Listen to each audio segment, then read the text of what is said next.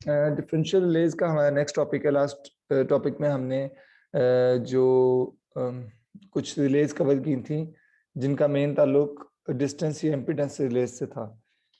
इसके फर्दर दो टाइप हमने देखी थी, एक डेफिनेट डिस्टेंस था, एक डेफिनेट टाइम था। ठीक है, टाइम डिस्टेंस था, सॉरी डेफिनेट डिस्टेंस था, टाइम डिस्टेंस इम्पीडेंस रिलेज, ये दो टाइप्स हमने देखी थी। अब नेक्स्ट हमारी डिफरेंशियल रिले है।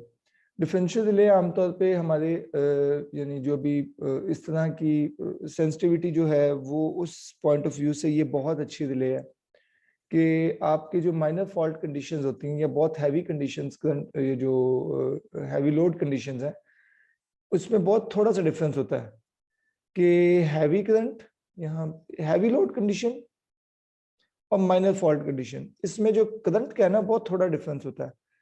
तो जो आपकी करंट पे रिलाई करती है ना रिले, एक्सेस ऑफ करंट पे, वो आम तौर पे ये डिस्टिंक्शन करने के काबिल नहीं होती, यानी उनमें सलाहियत नहीं होती वो ये देख सकें कि ये हैवी लोड कंडीशन है या माइनर फॉल्ट है। हैवी लोड का मतलब है कि आपका लोड बहुत ज्यादा कनेक्टेड है। जब ज्यादा लोड कनेक्टेड होता है तो करंट ज्यादा, विदड्रॉ करंट ज्यादा चाहिए होता है, रिक्वायर्ड होता है, तो वो ज्यादा करंट ले रहा होता है।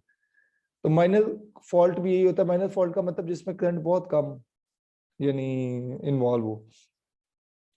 तो आपके जो एक प्रॉब्लम है वो ये है कि रिलेज जो हैं जो अभी तक हम पढ़ के आए हैं वो आमतौर पे सिर्फ एक्सेस ऑफ करंट पे रिलाई कर रही थी, यानी करंट बढ़ता है जितना तो उस करंट के बढ़ने पे वो ऑपरेशन या फिर वो अपनी जो आउटपुट दे रही हैं।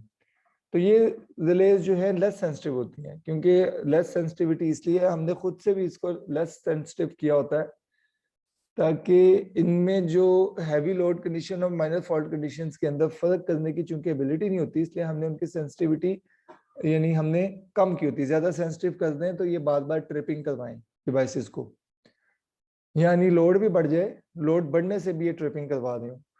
तो इस चीज को ओवरकम करने के लिए फिर हम कहते हैं कि डिफरेंशियल रिले यूज करते हैं।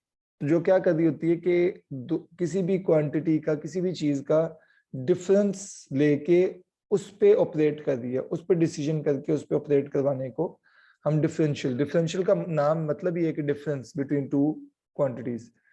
और जो टू क्वांटिटीज है वो सेम क्वांटिटीज होंगी, मतलब करंट है तो करंट सेम होगा, वोल्टेज है तो वोल्टेज सेम होगा। तो ये हमने मेरे ख्याल में इसको एक नज़र देख भी लिया था कि हमारी जो करंट डिफरेंशियल रिले है उसमें से बैलेंस करंट 5 एम्पियर दोनों तरफ है। तो 5 एम्पियर दोनों तरफ होगा तो ये सर्किट बड़े इजीली कंप्लीट हो जाता है। If you can see here कि यहाँ से 5 एम्पियर आ रहा है, यहाँ से आ रहा है, यहाँ से गुजर रहा है, जो डिफरेंस है उसमें से कुछ भी ट्रेवल नहीं कर रहा और ये अल्टरनेटर की जो वाइंडिंग है प्रोटेक्ट हो जाएगी।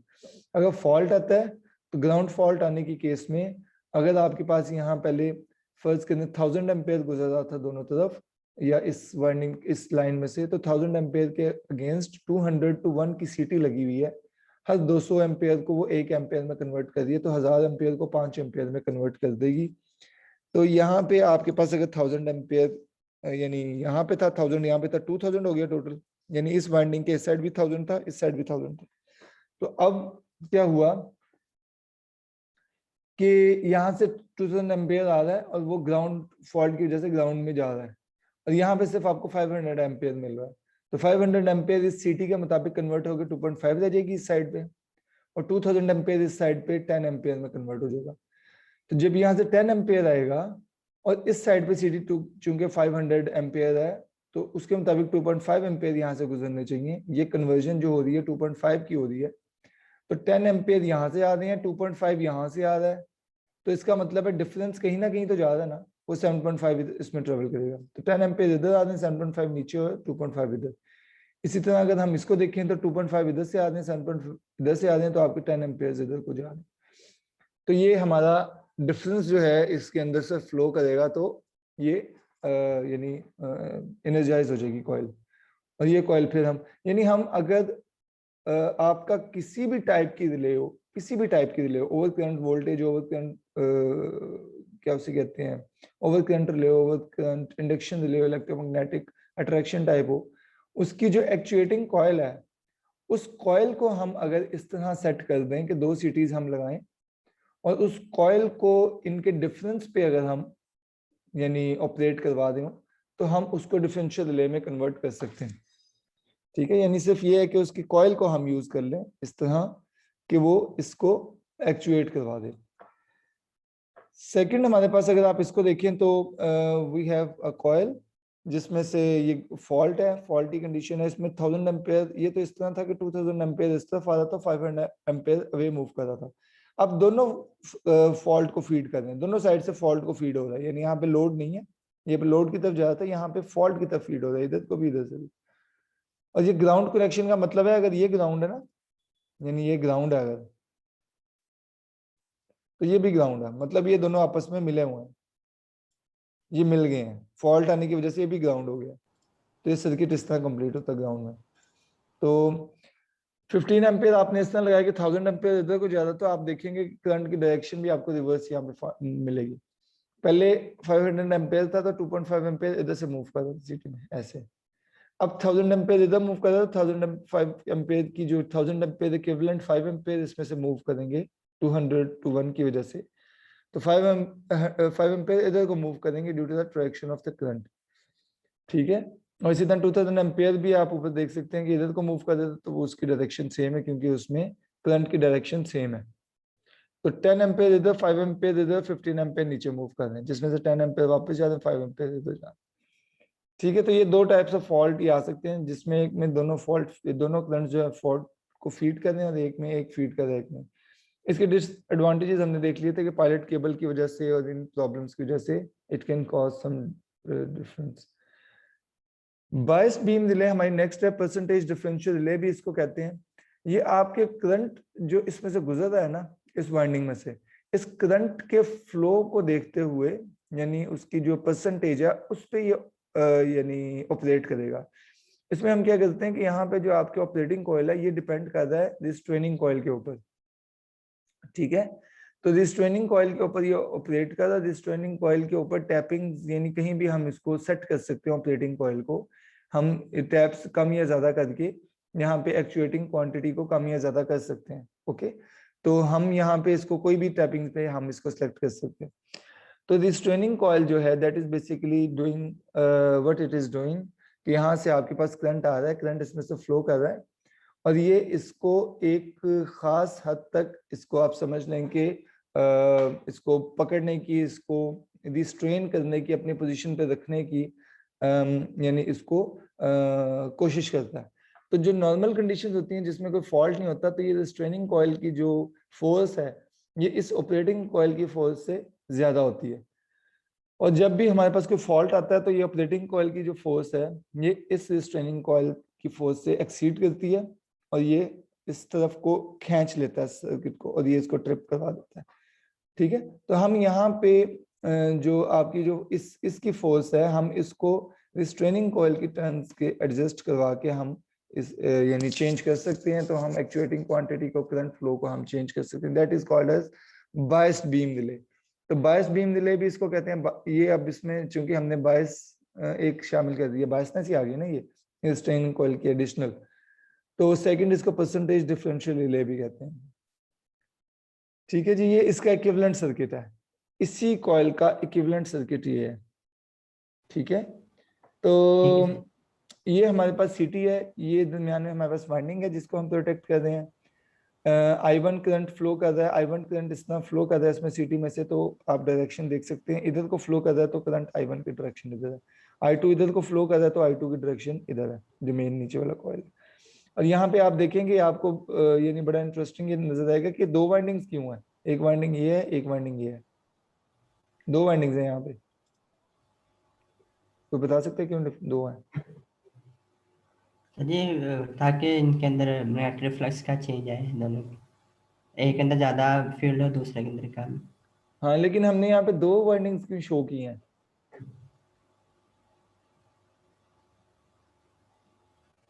सब में तो एक एक वाइंडिंग थी ना ऊपर, ये देखें इसमें एक ही वाइंडिंग थी, यहाँ पे कोई वाइंडिंग नहीं लगी हुई, यहाँ पे दो वाइंडिंग हमने लगा दी है, एक ये लगा दी है और एक ये लगा दी है। जो रिले की वाइंडिंग है वो यही है, ये वाइंडिंग हमने फिर क्यों लगाई नीचे वाली, ये वाली वाइंडिंग क्यों लगाई?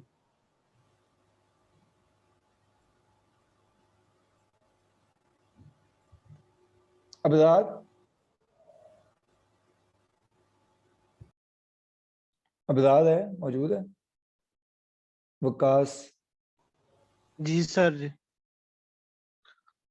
अबरार को क्या, अबरार क्यों नहीं बोल रहा?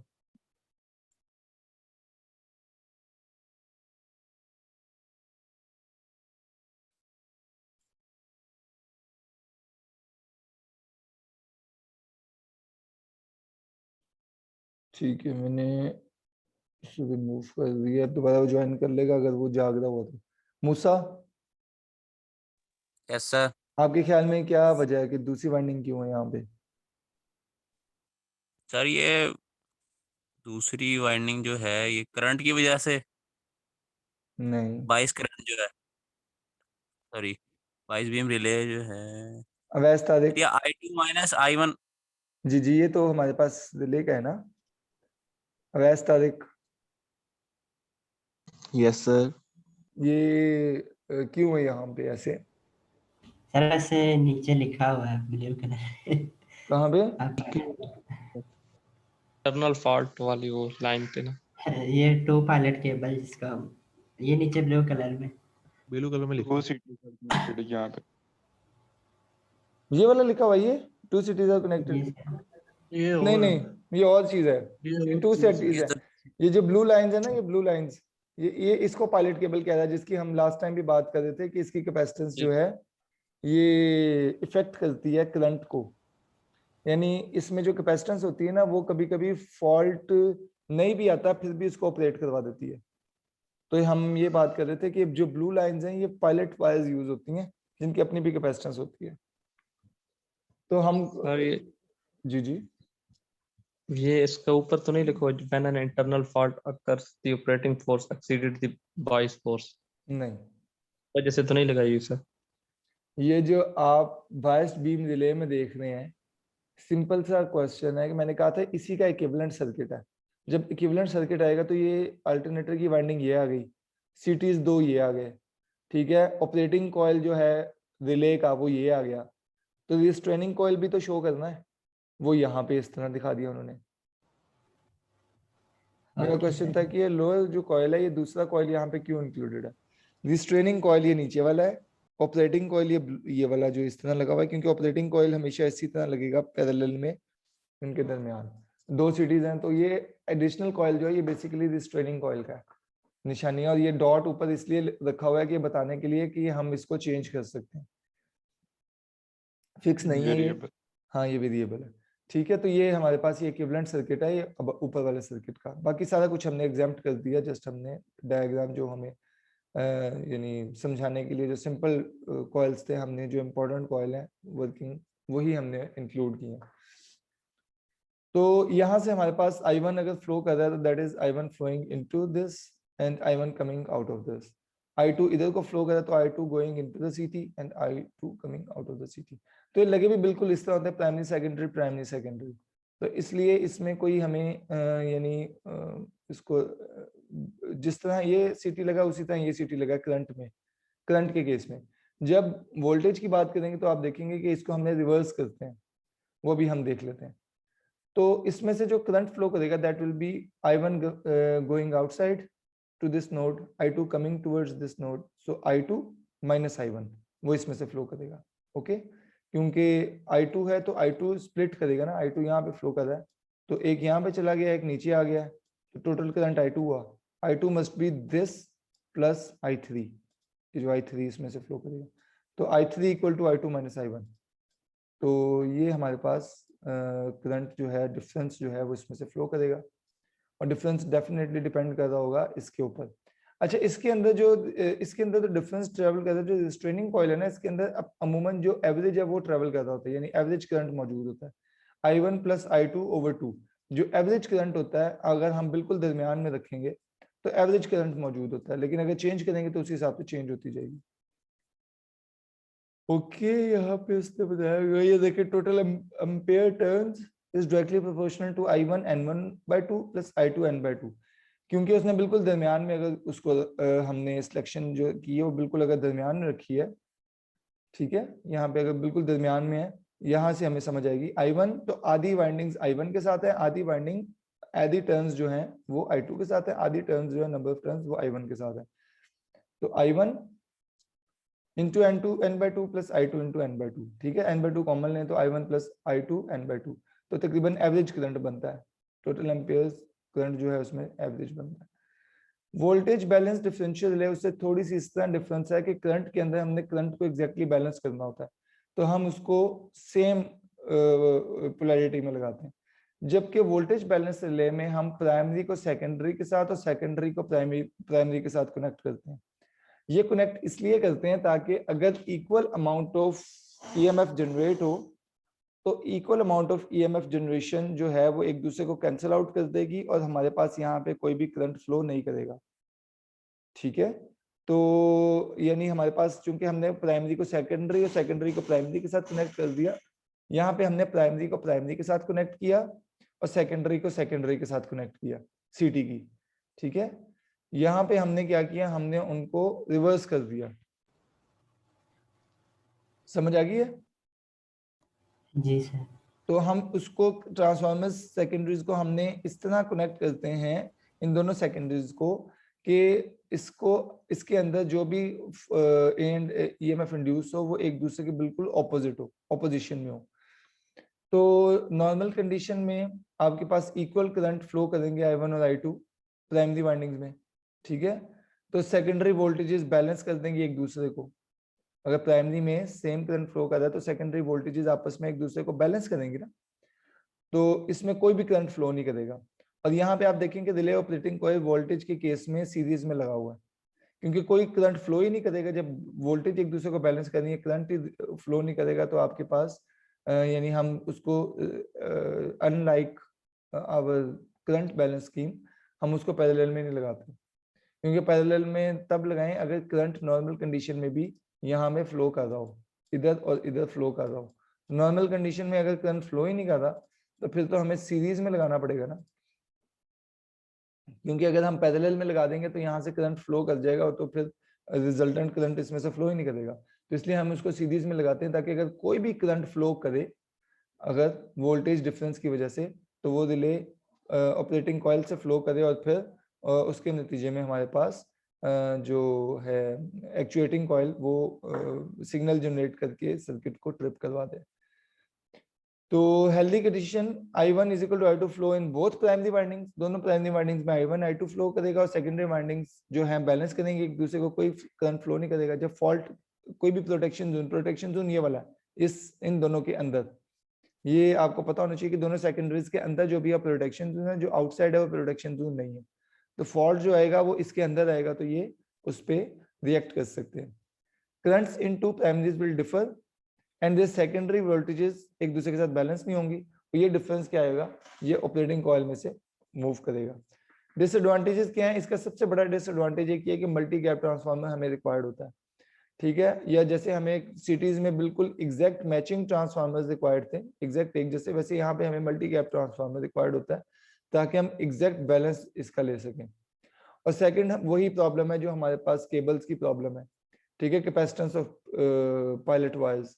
लॉन्ग केबल्स की वजह से चार्जिंग करंट सफिशिएंट हो सकता है अपडेट, यानी लॉन्ग केबल होंगी तो इसके अंदर जो कैपेसिटेंस का इफेक्ट हो रहा है वो इतना सफिशिएंट हो सकता है उसके अंदर चार्जिंग करंट के वो विदाउट एनी फॉल्ट ही ऑपरेट करवा दे, ठीक है। इन दोनों डिसएडवांटेज को ट्रांसलेट स्कीम, इसको मॉडिफाइड बैलेंस वोल्टेज कहते हैं, ये वोल्टेज बैलेंस का ही मॉडिफाइड फॉर्म है ट्रांसलेट स्कीम, जिसको ट्रांसफार्मर रिले भी कहते हैं आमतौर पे। ट्रांसले आमतौर पे वैसे यूज होता है।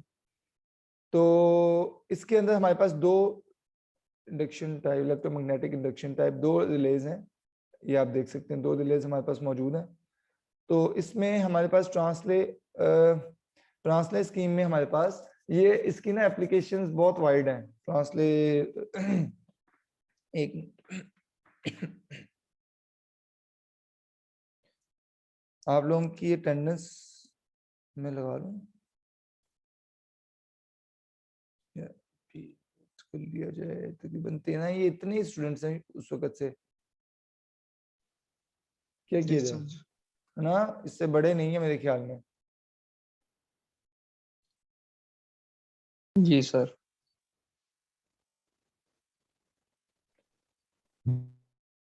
ठीक है, ओके।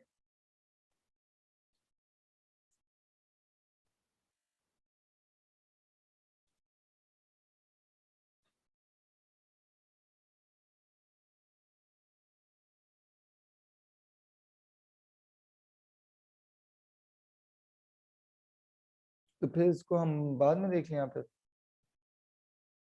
थोड़ी देर एंड पे देख लेते हैं कि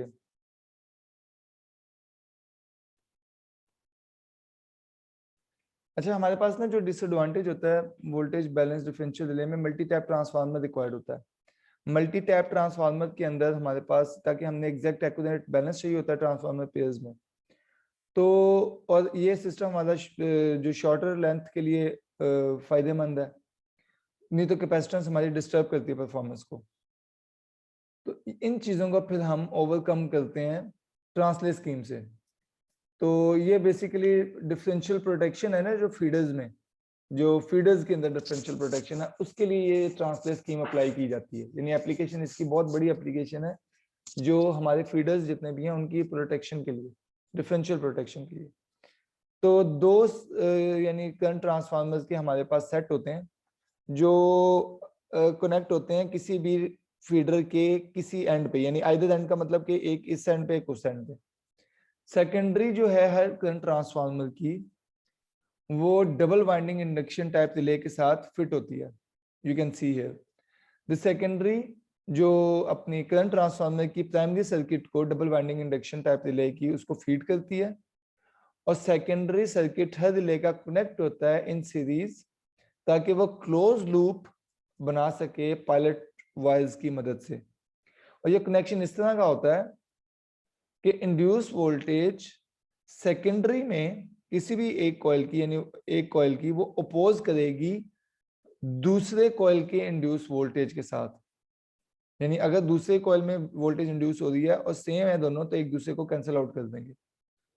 तो जिसकी वजह से आपका जो ये कह लें कि कंपनसेटिंग डिवाइस है, ये अटैच होती है, जो न्यूट्रलाइज करती है आपके पायलट वायर्स की कैपेसिटेंस के इफेक्ट को, कैपेसिटेंस करंट के इफेक्ट को, और इनहेरेंट लैक ऑफ बैलेंस को इन दोनों करंट ट्रांसफार्मर्स की। ओके, तो ये अगर आप इसको गौर से देखें तो हमारे पास ये जो कॉपर रिंग्स लगे हुए हैं, बेसिकली इनको आमतौर पे कंपनसेटिंग डिवाइसेस कहा जाता है, जो इनको एडजस्ट करके हम यहाँ से ए बी, और ये ए बी आप देख रहे हैं यहाँ पे, क्लियर है ना ये आपको पिक्चर? ये ए बी जो है ये गैप्स हैं बेसिकली।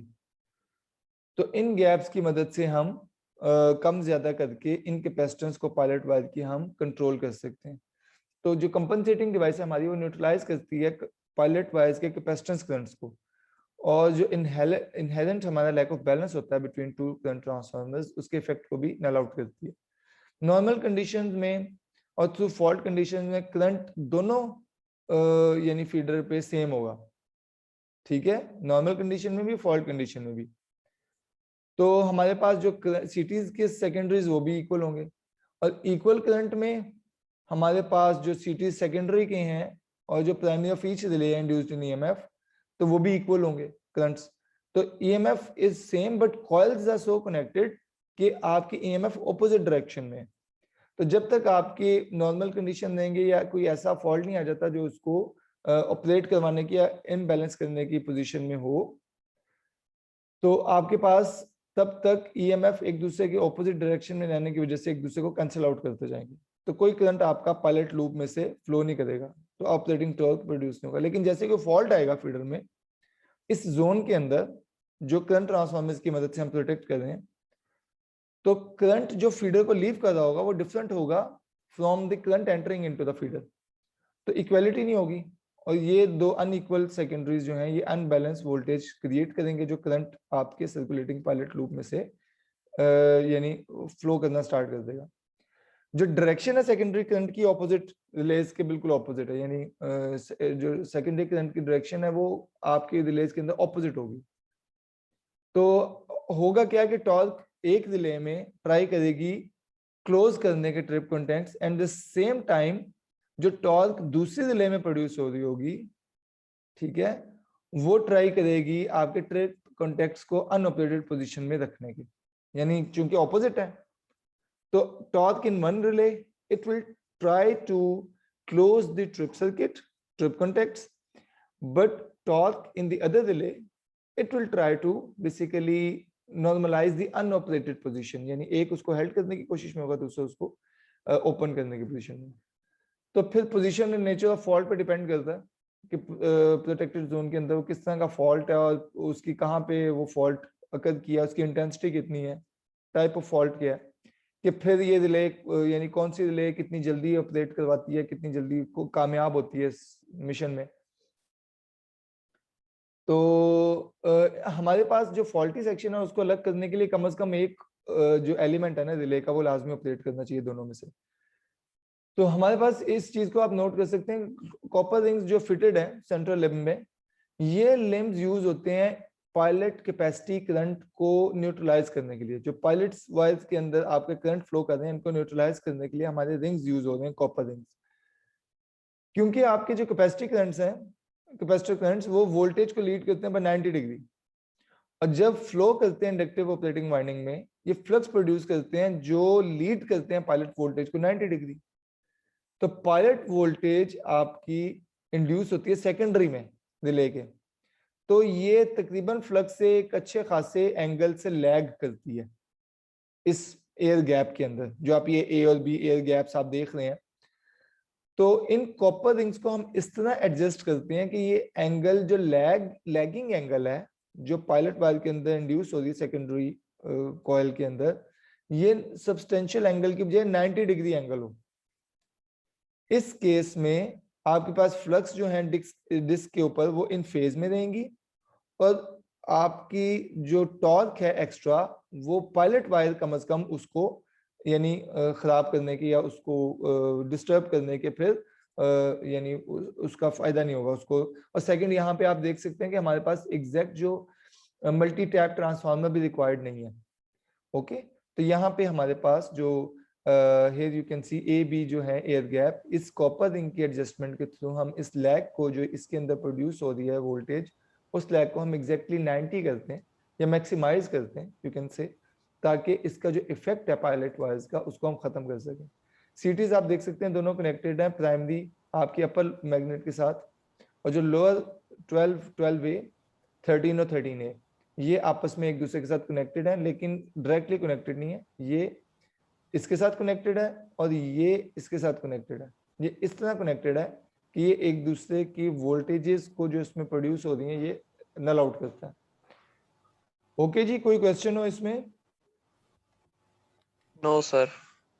ठीक है, तो आपका इस सेंस में आपके जो यानी 18 और 18A की पोजीशन पे जो कॉपर कॉन्टैक्ट्स हैं they are basically copper rings हैं, दे आर एडजस्टेड सो फार। इस तरह के इसमें से कोई भी रिले ऑपरेट कर जाए ना, अगर यानी आपका कहने का मकसद है अगर फॉल्ट यहाँ पे होगा जो मैं आपसे बात कर रहा था, तो ये रिले चाहेगी कि मैं ट्रिप करवा दूं, ये रिले चाहेगी कि ट्रिप ना हो, क्योंकि इससे अवे है फॉल्ट। अगर फॉल्ट यहाँ पे होगा तो ये रिले चाहेगी मैं ट्रिप करवा दूं, ये रिले चाहेगी मैं ट्रिप ना करवाऊं। तो कोई दोनों में से एक भी रिले ऑपरेट करवा दे, तो दोनों बेसिकली दोनों को ऑपरेट करवाना जरूरी नहीं है, इन दोनों में से कोई एक ऑपरेट करवा दे तो ट्रिप सर्किट को मैसेज सिग्नल चला जाएगा। नेक्स्ट हमारे टाइप्स ऑफ प्रोटेक्शन है प्राइमरी और सेकेंडरी प्रोटेक्शन। प्राइमरी प्रोटेक्शन वो होती है जो हमने हमारा सर्किट ब्रेकर जब कोई फॉल्ट आता है तो उसको ऑपरेट करना चाहिए, फर्स्ट लाइन ऑफ डिफेंस।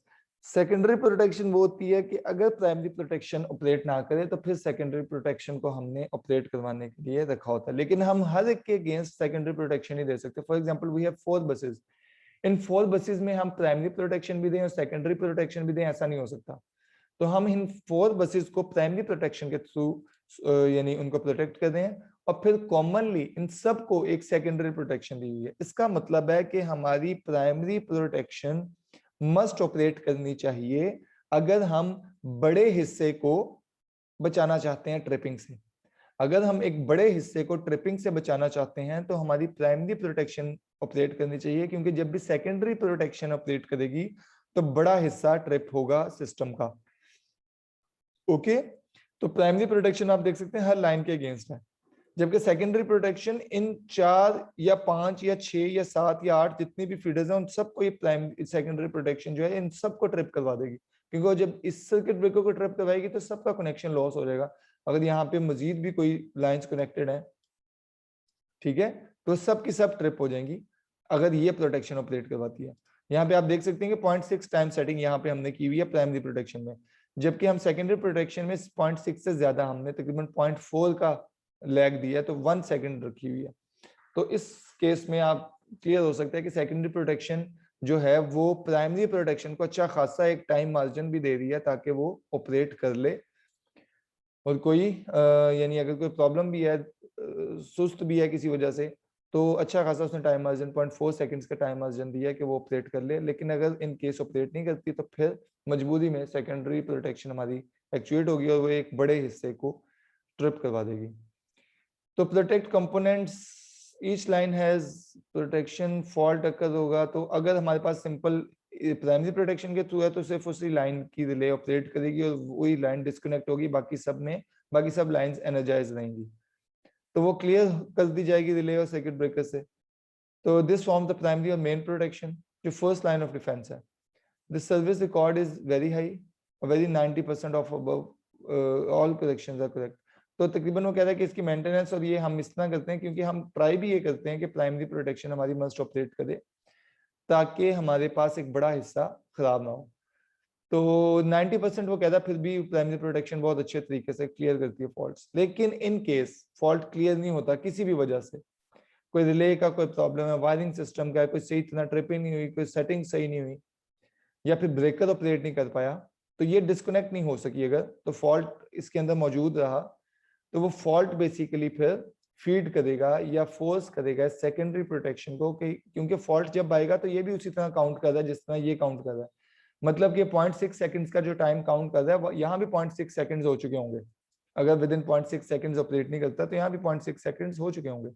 तो ये नहीं है कि 0.6 सेकंड्स जब खत्म हो जाएंगे फिर ये उसके बाद 1 सेकंड लेगा, नहीं, यानी ये इस 0.6 सेकंड्स के बाद 0.4 सेकंड्स लेगा, तो टोटल 1 सेकंड बनाता है। बैकअप प्रोटेक्शन, अगर हमारी प्राइमरी प्रोटेक्शन फेल हो जाती है तो सफिशिएंट टाइम डिले हम देते हैं ताकि वो फिर बाद में ऑपरेट कर जाए। तो ए provides backup protection, in this case A relay जो है, लाइन फॉल्ट अगर रिले से नहीं होता तो a will operate the line with the definite time delay, जिसमें हमें पता डेफिनेट टाइम डिले इस केस में कितना है 0.4, 0.6 और 1 है तो डेफिनेट टाइम डिले इसका 0.4 है, और clear the entire group of line, जो पूरे का पूरा फिर उसको खत्म कर देगा। इट इज एविडेंट दैट जब भी बैकअप रिलेइंग फंक्शन करती है, जब भी बैकअप प्रोटेक्शन एक्टिवेट होती है तो लार्जर पार्ट डिस्कनेक्ट होगा सिस्टम में से। तो greater emphasis should be placed on better maintenance of primary line. तो हमारी पे ज्यादा कोशिश ये होती है कि हम प्राइमरी रिलेज को ज्यादा बेहतर तरीके से, ज्यादा अच्छे तरीके से हम उसको करें। कोई भी क्वेश्चन हो जी इस चैप्टर से रेलेवेंट, इससे रेलेवेंट, मिड से रेलेवेंट, तो आप पूछ सकते हैं। 3 मिनट्स।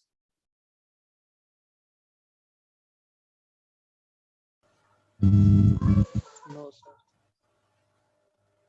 ठीक है जी, ओके है, ईच एंड एवरीथिंग गुड, कोई प्रॉब्लम?